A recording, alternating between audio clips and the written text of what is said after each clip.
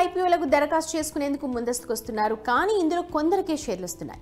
ఈ నేపథ్యంలో ఐపీఓలో షేర్లు రావాలంటే అనుసరించాల్సిన కొన్ని వ్యూహాలేంటో చూద్దాం. పెట్టుబడిదారులు తమకున్న అన్ని డీమ్యాట్ ఖాతాల నుంచి ఐపీఓకి దరఖాస్తు చేస్తుంటారు. దీనివల్ల చాలా సందర్భాల్లో షేర్ల కేటాయింపు ఉండకపోవచ్చు. దీనికి బదులుగా కుటుంబ సభ్యుల పేరు మీద ఉన్న డీమ్యాట్ ఖాతాలు అన్నిటి నుంచి ఐపీఓకి దరఖాస్తు చేయడం బెస్ట్.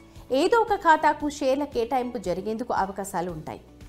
రీటైల్ మదుపర్లు గరిష్ట కట్ ఆఫ్ వద్ద బిడ్ వేయాలి. కొంతమంది షేర్లను ఏ ధర కొనాలనుకుంటున్నారన్న విషయాన్ని పేర్కొంటారు. గరిష్ట ధరకు కేటాయింపులు జరిగినప్పుడు వారికి షేర్లు జారీ అయ్యే వీలుండదు. కాబట్టి ఎప్పుడూ కట్ ఆఫ్ ధర వద్దే దరఖాస్తు చేయాలి. తమ అవకాశాలను మెరుగుపరుచుకునేందుకు పెట్టుబడిదారులు వాటాదారుల కోటాను చూడాలి. దీనికోసం మాతృ సంస్థ వాటాలను ముందుగా కొనాలి. అప్పుడు షేర్ హోల్డర్స్ విభాగంలో దరఖాస్తు చేసుకునేందుకు వీలవుతుంది. ఇక్కడ పోటీ తక్కువగా ఉండే వీలుంటుంది. కాబట్టి షేర్లు వచ్చే అవకాశాలు పెరుగుతాయి. ఐపీఓ చివరి తేదీ వరకు చాలా మంది దరఖాస్తు చేయరు. దీనివల్ల కొన్నిసార్లు ఇబ్బందులు ఎదురవుతాయి. బ్రోకర్లు చివరి రోజు నిర్ణీత వ్యవధి కన్నా ముందే దరఖాస్తులు ఆమోదించడం ఆపేయొచ్చు. ఒక సంస్థ ఐపీఓకి దరఖాస్తు చేయాలని అనుకున్నప్పుడు మొదటి రోజే ఆ పని పూర్తి చేయాలి. వెయిటింగ్ వల్ల ప్రయోజనం ఉండదు. ఎవరైనా సరే హెచ్ఎన్ఐ రీటైల్ విభాగంలో దరఖాస్తు చేయలేరు. ఎందుకంటే ప్రతి దరఖాస్తుకు ప్రత్యేక పాన్ అవసరం అవుతుంది. ఇలా దరఖాస్తు చేసినా తిరస్కరించేందుకు ఆస్కారం ఉంటుంది.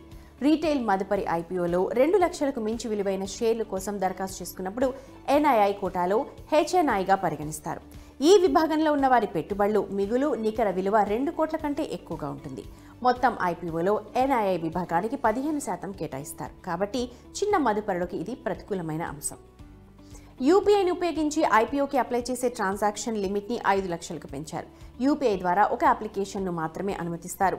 SBI, bank of Baroda, RBL, axis బ్యాంకులు ప్రస్తుతం 5 అప్లికేషన్ల వరకు అనుమతిస్తున్నాయి. మదుపర్లు ఎప్పటికప్పుడు మారుతోన్న ఐపీఓ నిబంధనలను అర్థం చేసుకునేందుకు ప్రయత్నించాలి. ఐపీఓకి అప్లై చేసుకునేటప్పుడు సంబంధిత సంస్థ గురించిన పూర్తి వివరాలు తెలుసుకోవాలి. కొన్ని పెట్టుబడిదారులు ఆకర్షించేందుకు ట్రై చేస్తూ ఉంటాయి. ఇలాంటి వాటిని జాగ్రత్తగా గమనించాలి.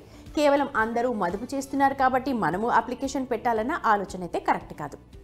ఐపీఓలో షేర్ల కేటాయింపు పూర్తిగా టెక్నికల్గా జరుగుతుందనేది గుర్తుపెట్టుకోండి. ఎట్టి పరిస్థితుల్లోనూ మానవ ప్రమేయం ఇందులో ఉండే అవకాశం లేదు. ఐపీఓ దరఖాస్తులు అధికంగా వచ్చినప్పుడు అప్లై చేసిన వారందరికీ కనీసం ఒక లాట్ కేటాయించేలా ప్రాధాన్యం ఇస్తుంటారు.